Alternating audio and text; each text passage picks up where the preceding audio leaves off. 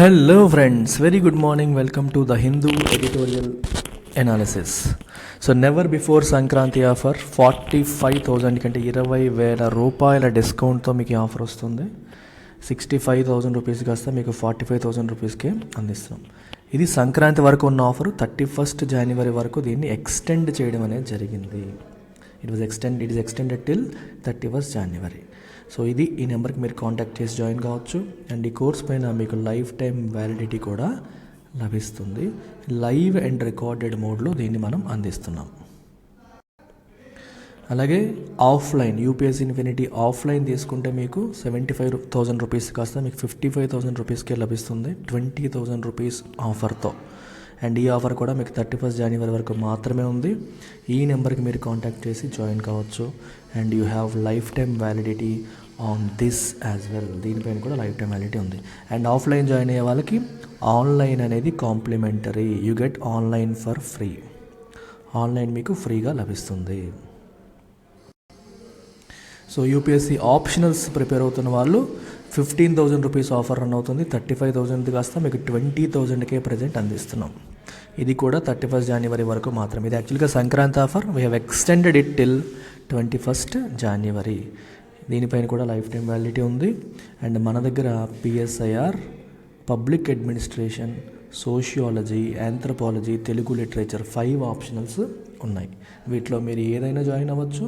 And ఇంటర్నల్గా మీరు switch అవ్వచ్చు కూడా. సో ఇవాల్టి ఆర్టికల్ వచ్చేసి యూఎస్కి సంబంధించిన ఆర్టికల్. కొంచెం ఫాస్ట్గా కవర్ చేద్దాం. సో మిస్ప్లేస్డ్ సీక్రెట్స్ అని చెప్పారు. మిస్ప్లేస్డ్ అంటే తప్పుడు ప్లేస్లో పెట్టినవి, అంటే ఎక్కడ ఉండాలో అక్కడ ఉండకపోతే దాన్ని మిస్ప్లేస్డ్ అని అంటాం. So official documents, classified documents, confidential documents అనేవి జో బైడెన్ ఇంట్లో ఆఫీసుల్లో దొరికాయంట. గవర్నమెంట్కి సంబంధించింది అది ఆఫీసుల్లో ఇంట్లో దొరకడం అనేది కరెక్ట్ కాదు కదా, అందుకే మిస్ప్లేస్డ్ సీక్రెట్స్ అని చెప్పారు. ఎక్కడ ఉండాలో అక్కడ ఉండాలి. President Biden's legal troubles could be a set back for case to prosecute Trump. Donald Trump ప్రెసిడెంట్గా ఉన్నప్పుడు కూడా ఒక 11,000 క్లాసిఫైడ్ డాక్యుమెంట్స్ ఆయన ఆఫీసుల్లో బయటపడ్డాయి. గవర్నమెంట్కి సంబంధించినవి బయటపడడం అనేది జరిగింది. సో దాన్ని పట్టుకొని ట్రంప్ని ప్రాసిక్యూట్ చేయడానికి ఎప్పుడు కేసు వేశారు, ప్రయత్నం చేస్తూ ఉన్నారు.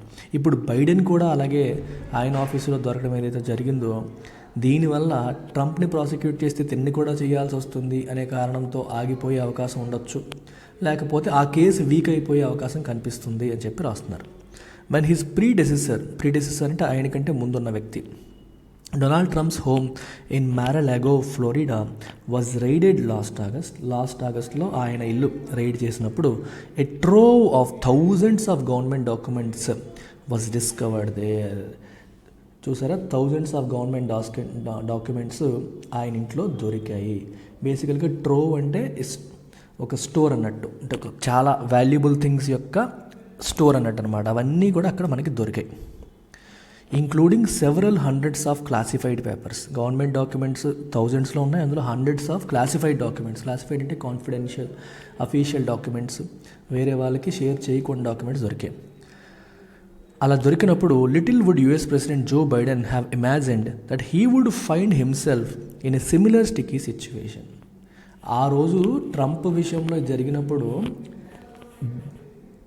బైడెన్ ఇమాజిన్ చేసి ఉండరు, రేపు పొద్దున నాకు ఇదే పరిస్థితి వస్తుందని చెప్పి ఆయన ఊహించి ఉండరు. ఎట్ అయినప్పటికీ Mr Biden and the White House have so far reacted calmly to the discovery of classified documents by his own attorneys at several sites including the Penn Biden Center for Diplomacy and Global Engagement, a think tank in Washington, and in the garage and several other rooms of his home in Wilmington, Delaware. So ఇప్పుడు ఏం జరిగిందంటే Joe Biden ఇంట్లో, వాళ్ళ ఆఫీస్లో, వాళ్ళ party think ట్యాంక్లో, వ్యూహరచన చేసే place అనమాట థింక్ ట్యాంక్ అంటే, ఈ అన్ని చోట్ల కూడా డాక్యుమెంట్స్ అనేవి దొరికాయి. ఐడెంటిఫై చేసింది ఎవరంటే జో బైడెన్ యొక్క ఓన్ అటార్నీసే, అంటే బయట వాళ్ళు ఎవరో వచ్చి కనిపెట్టింది కాదు, ఆయన లాయర్సే ఐడెంటిఫై చేశారు. అయితే విచిత్రం ఏంటంటే జనరల్గా మన వాళ్ళు ఎవరైనా ఐడెంటిఫై చేస్తే వాళ్ళని దాచేసే ప్రయత్నం వాళ్ళు చేయలేదు. వాళ్ళు అఫీషియల్గా రిపోర్ట్ చేశారు, మా ఆఫీసుల్లో జో బైడెన్ గారి ఇంట్లో ఈ డాక్యుమెంట్స్ దొరికాయని చెప్పి వాళ్ళే రిపోర్ట్ చేయడం అనేది జరిగింది. దట్ ఈస్ ద డిఫరెన్స్ అనమాట. There are of course critical differences between the cases. Joe Biden case తీసుకోండి, లేకపోతే ట్రంప్ కేసు తీసుకోండి, రెండింటి మధ్యలో కొన్ని డిఫరెన్స్లు ఉన్నాయి.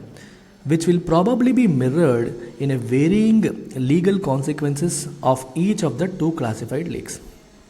సో బేసికల్గా రెండు డిఫరెంట్ కేసెస్, అంటే రెండిట్లో కూడా క్లాసిఫైడ్ డాక్యుమెంట్స్ లీక్ అయ్యే అనే విషయం కనిపిస్తున్నప్పటికీ కాన్సిక్వెన్సెస్ అనేవి వేరీ అవుతాయి. ఎందుకు వేరీ అవుతాయి అంటే డిఫరెన్సెస్ ఉన్నాయి రెండిట్లో, రెండు కేసెస్లోనూ డిఫరెన్సెస్ అనేవి ఉన్నాయి కాబట్టి. చూడండి డిఫరెన్స్ చూడండి. First, the Trump stash is reported to be over 11,000. Trump విషయంలో దొరికినవి 11,000 plus documents, including about 300 marked classified or top secret. అందులో 300 క్లాసిఫైడ్ లేదా టాప్ సీక్రెట్ డాక్యుమెంట్స్ దొరికాయి. అండ్ ఇంక్లూడ్స్ ఫోటోగ్రాఫ్స్ కూడా ఉన్నాయి. Versus the papers associated with Mr Biden are reportedly fewer than 12. Biden విషయంలో దొరికి కేవలం 12 మాత్రమే. రెండవది, after Mr. Biden's lawyers first discovered classified files in a locked closet at the think tank, his team voluntarily notified the National Archives and the Justice Department and are cooperating with the investigation fully. అర్థమవుతుందా? So వీళ్ళు identify చేసిన తర్వాత వాళ్ళే ఆ డాక్యుమెంట్స్ని వాలంటరీగా notify చేశారు government డిపార్ట్మెంట్కి, ఇన్వెస్టిగేషన్తో పూర్తిగా కోఆపరేట్ చేస్తున్నారు. In mister Trump's case, after the US National Archives found classified records to be missing and requested that Mr. Trump return them. Trump విషయంలో ఏమైందంటే ట్రంప్ నోటిఫై చేయడం కాదు, వీళ్ళు డాక్యుమెంట్స్ మిస్ అయ్యాయని చెప్పేసి ఐడెంటిఫై చేసి ఆయన దగ్గర ఉన్నాయని చెప్పి రిటర్న్ చేయమని ట్రంప్ని అడిగితే హీ ఫెయిల్ టు కంప్లై. ఆయన దాన్ని పట్టించుకోలేదు. కంప్లై అంటే ఫాలో అవ్వడం, అడ్హేర్ అవ్వడం. And hence the matter was handed over to FBI. అందుకని మ్యాటర్ని FBIకి, ఫెడరల్ బ్యూరో ఆఫ్ ఇన్వెస్టిగేషన్కి హ్యాండ్ ఓవర్ చేయడం జరిగింది. థర్డ్, మూడో డిఫరెన్స్ ఏంటి? While both leaks are being investigated separately, రెండింటిని వేరువేరుగా ఇన్వెస్టిగేట్ చేస్తున్నప్పటికీ the justice department is conducting a criminal enquiry into Mr Trump's handling of the documents. Trump handle చేసిన విధానం పైన justice department criminal enquiry conduct చేస్తుంది. But Mr Biden's case there is no indication of wilful intent. Biden కేసులో కావాలనే ఉద్దేశపూర్వకంగానే documents ఆయన దాచిపెట్టారు అన్న indication అనేది కనిపించట్లేదు so far. And is protected by a rule that a sitting president cannot be indicted. బైడెన్కి ఎక్కువ advantage ఏంటంటే సిట్టింగ్ ప్రెసిడెంట్ని ఇండైట్ చేయలేరు. ఇండైట్ చేయడం అంటే ఛార్జ్ చేయడం, ఫార్మల్గా ఛార్జ్ చేయలేరు అని అర్థం. అర్థమవుతుందా? ఫార్మల్గా ఛార్జ్ చేసి ఆయన పైన కేసు బుక్ చేయడం అనేది కుదరదు అనే ఒక కేసు అనేది, ఒక రూల్ అనేది ఉంది. Notwithstanding these facts, notwithstanding అంటే ఇన్స్పైట్ ఆఫ్ లేదా డిస్పైట్ అనే meaning, it is clear that Mr Biden's or his team's improper handling of classified material will cost him politically. ఇవన్నీ ఉన్నప్పటికీ కూడా, అయితే సరే బైడెన్ విషయం వేరు, మన ట్రంప్ విషయం వేరు, యాక్సెప్టెడ్ అయినప్పటికీ కూడా క్లాసిఫైడ్ మెటీరియల్ని బైడెన్ టీం సరిగ్గా హ్యాండిల్ చేయకపోవడం వల్ల, అవి బయటపడడం వల్ల పొలిటికల్గా జో బైడెన్ నష్టపోవడం అనేది ఖచ్చితంగా జరుగుతుంది. Already polls have found that his job approval rating which enjoyed a bump towards the end of last year కొంచెం ఆయన అప్రూవల్ రేటింగ్ అనేది పెరిగింది. ప్రజలు ఆయన గురించి ఏమనుకుంటున్నారు అనేది, సాటిస్ఫైడ్గా ఉన్నారు అనే విషయం పెరిగింది. ఇది ఇప్పుడు ఏమైందంటే హ్యాస్ స్లంప్డ్ బ్యాక్ టు అరౌండ్ 40%. ఇప్పుడేమో మళ్ళీ 40%కి పడిపోయింది. ది ఆల్ టైమ్ లో ఆఫ్ హిస్ ప్రెసిడెన్సీ, ఆయన ప్రెసిడెన్సీలో ఇది ఆల్ టైమ్ లో అని మనం చెప్పొచ్చు. The president is also facing difficult questions on why, after the initial discovery of classified papers on November 2nd, his team suppressed that information until well after the November 8 midterm elections. November 2nd documents మీకు లభించాయి కదా, కనిపెట్టారు కదా, November 8 వరకు మీరు ఎందుకు వాటిని అఫీషియల్గా నోటిఫై చేయలేదు అనేది another question.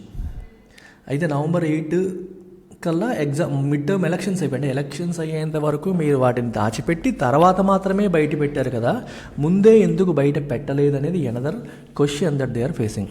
Similarly, Republicans led by House of Representatives speaker Kevin McCarthy Similarly, Republicans led by House of Representatives Speaker Kevin McCarthy have called for a congressional investigation into the Biden classified leaks. So, ఈ Republicans ఏమంటున్నారంటే మనకి Congressional investigation అంటే FBI ద్వారా కాదు, కాంగ్రెస్ అంటే మన parliament లాగా అనమాట. సో కాంగ్రెస్లో ఉన్న మెంబర్స్ ఆధ్వర్యంలో ఒక ఇన్వెస్టిగేషన్ చెయ్యాలి ఈ విషయంలో అని చెప్పి వాళ్ళు అడుగుతున్నారు. ద బ్యాక్లాష్ అంటే యాంగ్రీ రియాక్షన్ అంటాం. Could well B a set back for the case to prosecute mister Trump. So Biden విషయంలో జరుగుతున్న ఈ కేసు, దీని మీద వచ్చిన యాంగ్రీ రియాక్షన్ ఏదైతే ఉందో అది ట్రంప్ని ప్రాసిక్యూట్ చేసే కేసు వీక్ అవ్వడానికి హెల్ప్ అవుతుంది. For violating the espionage act, Trump espionage యాక్ట్ని వైలేట్ చేసి డాక్యుమెంట్స్ అందరి దగ్గర పెట్టుకున్నారని చెప్పి ఆయన పైన కేసు నడుస్తుంది. ఆ కేసు వీక్ అయిపోతుంది. Even though he appears to have wilfully taken the classified documents from their proper place of holding. అయితే మనకి ట్రంప్ విషయానికి ఏంటి తేడా అంటే బైడెన్ కావాలని చేసినట్టుగా లేదు, కానీ ట్రంప్ కావాలనే విల్ఫుల్గానే ఉండాల్సిన ప్లేస్లో డాక్యుమెంట్స్ ఉంచకుండా తీసుకున్నట్టుగా మనకు క్లియర్గా కనిపిస్తుంది. Then possibly obstructed justice when ask to return them. ఆ డాక్యుమెంట్స్ని తిరిగి ఇమ్మన్నప్పుడు ఆయన ఇవ్వలేదు, జస్టిస్ని అబ్స్ట్రక్ట్ చేశారు. సో క్లియర్ ఇంటెంట్ అనేది కనిపిస్తుంది ట్రంప్ విషయంలో. బైడెన్ విషయంలో అది లేదు. అయినప్పటికీ కూడా సో నీ మీద కేసు ఉంది, నా మీద కేసు ఉంది అన్నట్టు దాన్ని డైల్యూట్ చేసే అవకాశం అనేది వస్తుంది అని చెప్పి ఇక్కడ మనకి అర్థమవుతుంది అనమాట. సో ఆ కేసు వీక్ అయ్యే అవకాశం ఉందని చెప్పి చెప్తున్నారు. సో గ్రూప్ 2కి మీకు తెలిసిందే నోటిఫికేషన్ తెలంగాణకు వచ్చేసింది, ఏపీకి వస్తుంది. సో February 1 నుంచి న్యూ బ్యాచెస్ మనం అనౌన్స్ చేసాము. New batches from 1 February. So make use of this and call up this number. And ఏమైనా డౌట్స్ ఉంటే క్లియర్ చేసుకోండి. Try to join before 31st January. Take care, bye.